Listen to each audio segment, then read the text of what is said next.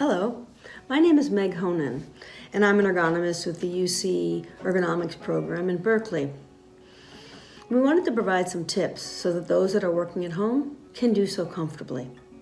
It's not unusual for people to work at home a couple of hours a day or perhaps a full day a week. Now with the COVID-19 virus and our precautions, many of us are working home full-time for the first time ever. It's important that you've got the information you need to work safely and comfortably so that you can get your work done and avoid unnecessary fatigue and allow yourself to be at your best, whether you're in the office or at home. So let's get started. All right, typically when you work from home, you're working off a dining room table that's fixed in height and often 29 or 30 inches, which is way higher than your desk at work.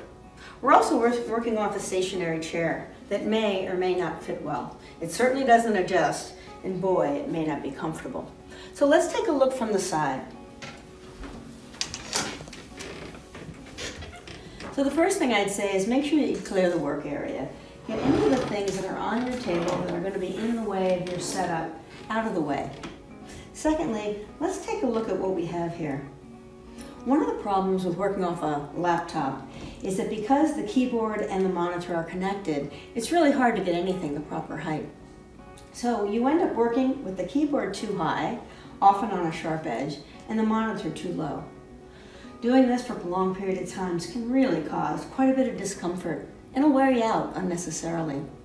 So what we're trying to do is to change your workstation setup so you can work more comfortably. So the first tip when you're working off your laptop is to use a mouse. Always use a mouse.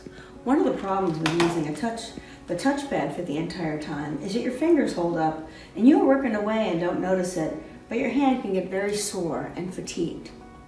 So plug in a mouse, and then we all know, research has shown that the mouse is the quickest way to get the work done, even though you may not be used to it. So first, plug in a mouse. Now, if you're not going to work for a prolonged period of time, just a couple of hours, another thing you want to do is figure out what you can do to get the height of the monitor and the angle of the keyboard to work better for you. Simply putting some kind of a wedge under the keyboard will change the angle so that the monitor is a bit higher, the keyboard is at a better angle, and the sharp edge is no longer there, and you can sit back more comfortably and work. This is fine for brief periods of time, but if you're talking about working all day, you're going to need even more. That's next. We need a couple of things here. First, my chair is too low and my keyboard is too high. I can raise myself up or I could lower the keyboard. Since this side doesn't change, what I need to do is to raise myself up. You can look around your house and find common household items or things that you've stored and get this done without a lot of money or expense. So first, let me see, I grabbed a pillow, throw pillow, and I'm going to put it on my chair. That's great. Gets the seat higher. But now my monitor is low and my feet aren't touching the floor. Step 2 is to put something under the foot. A common box or anything you have around the house can work just great.